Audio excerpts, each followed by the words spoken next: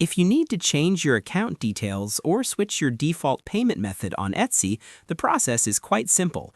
In this video, I will show you how to change your payment method on Etsy. This helps with payments or account settings. Starting from your home screen, go ahead and select a specific product you're interested in. Once you're on the product page, scroll down to the bottom and click the Buy It Now button.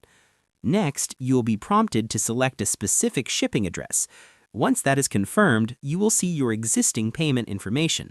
To change this to a new card, click on Add a Card. From here, you'll need to enter your new card number, expiration date, security code, and the name on the card. To make this your primary choice for future purchases, you can check the box to set this as a default.